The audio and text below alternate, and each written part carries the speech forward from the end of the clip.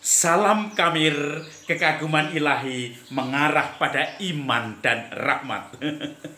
Saya mempunyai koteka ini untuk pakaian bagi orang Papua pegunungan. Dan ini kemudian menjadi terkenal karena kekasannya, etnisitasnya. Orang-orang pada menghargai, kemudian tradisi ini atau adat ini menjadi suatu museum untuk upacara-upacara dalam suku. Dan ternyata kalau kita mendalami di masyarakat Papua, ada dua suku besar atau kelompok-kelompok, yang pegunungan dan yang pantai. Kalau orang-orang pantai biasanya tidak memakai koteka, dan kemudian mereka akan lincah ketika di laut karena dunianya memang laut, dan laut itu menjadi semacam habitatnya. Tetapi ketika di pegunungan itu orang-orang pantai juga akan merasa sedikit ragu-ragu karena dunia adalah dunia pantai, bukan dunia pegunungan.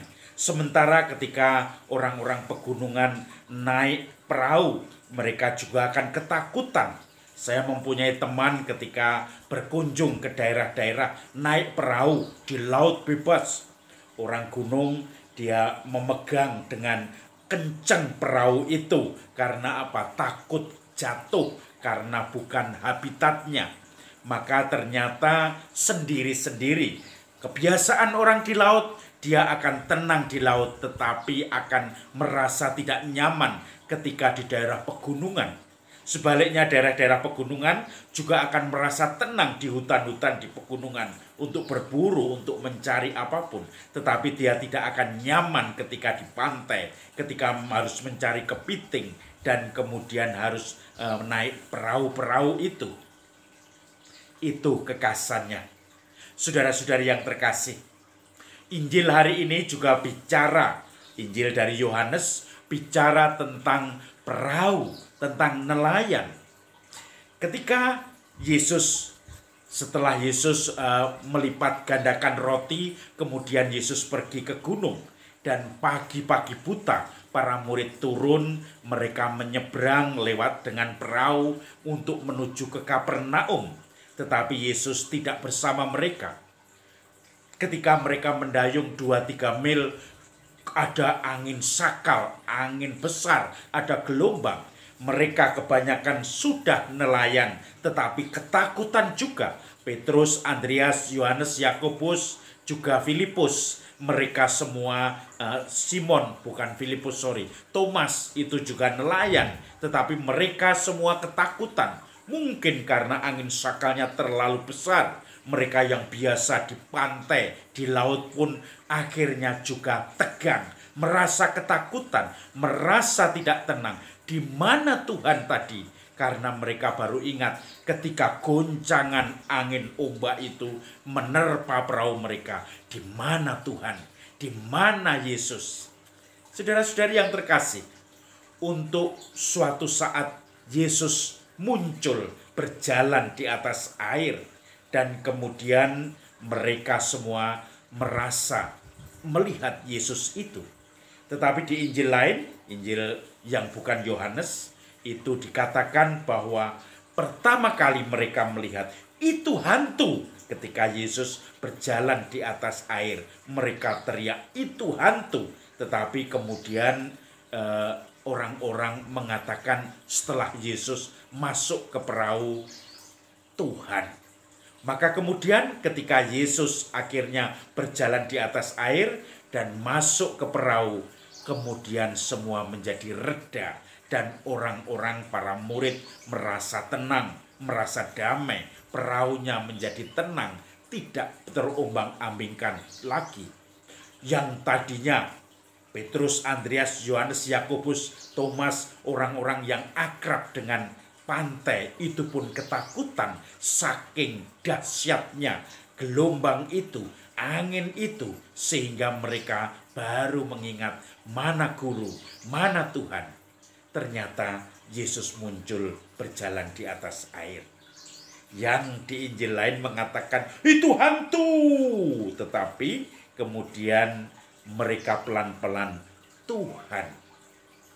Saya ingat ketika anak kecil, orang atau saya sering bermain kata-kata. Hantu, hantu, hantu, hantu, hantu, hantu, hantu, hantu, Tuhan. Akhirnya dari hantu menjadi Tuhan. Dari proses mengubah pola pikir yang tadinya ketakutan, hantu. Ketika diulang-ulang seperti anak kecil, hantu, hantu, hantu, hantuan. Akhirnya Tuhan.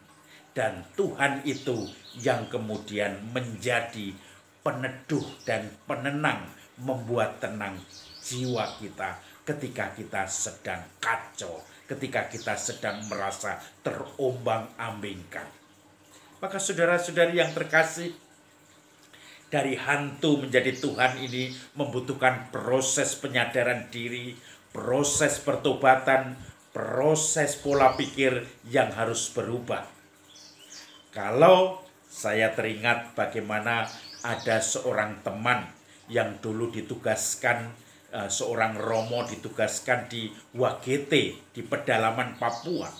Kalau kunjungan jalan kaki dari stasi satu ke stasi lain, dan harus selalu ditemani oleh orang lokal karena dia yang tahu jalan setapak, karena itu menyusuri hutan untuk ke stasi-stasi.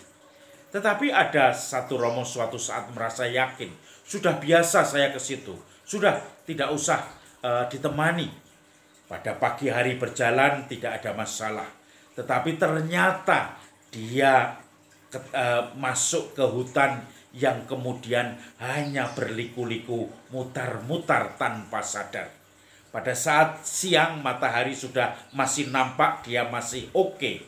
Tetapi ketika sudah mulai sore dan tidak menemukan jalan untuk ke stasi lain itu, dia mulai tidak tenang lagi.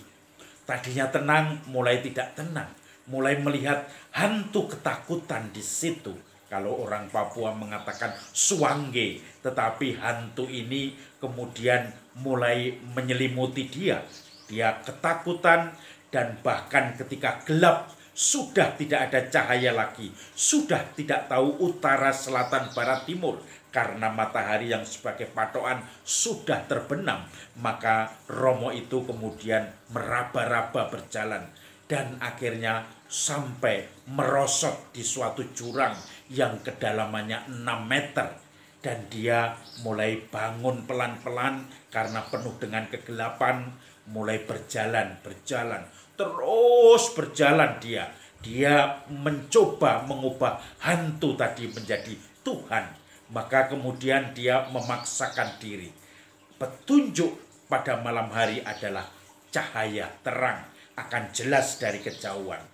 Maka ketika dia melihat dari kejauhan ada api, oh di situ pasti ada orang, karena ada api menyala. Lalu Romo itu menjadi melihat harapan lagi, melihat terang, melihat Tuhan, melihat mengubah dari hantu menjadi Tuhan. Begitu melihat lidah-lidah api yang menjulur sampai di atas, maka dia pun mendekati tempat itu. Mungkin tidak saling kenal, tetapi dia mengenalkan diri sebagai pastor. Kemudian akhirnya dia di situ bergabung dan ditolong oleh orang-orang itu untuk menuju ke stasi berikutnya. Saudara-saudari yang terkasih, hantu menjadi Tuhan. Suatu kegelapan kemudian berubah menjadi terang dan harapan, cahaya. Mungkin kita juga punya pengalaman-pengalaman seperti itu. Yang tadinya tidak pernah bersyukur pada Tuhan, tidak pernah ingat Tuhan. Tetapi ketika kita berada dalam bencana, berada di dalam sakal maut, keluarga kita berada di dalam pusara angin puting beliung, maka kita baru, di mana Tuhan? Kenapa Tuhan tidak hadir di tengah-tengah kita? Maka ketika Tuhan muncul pun kita mengira dia hantu. Oh, itu bukan pertolongan, itu hantu. Butuh waktu proses lama. Kadang kita, keluarga kita tidak menemukan hantu menjadi Tuhan.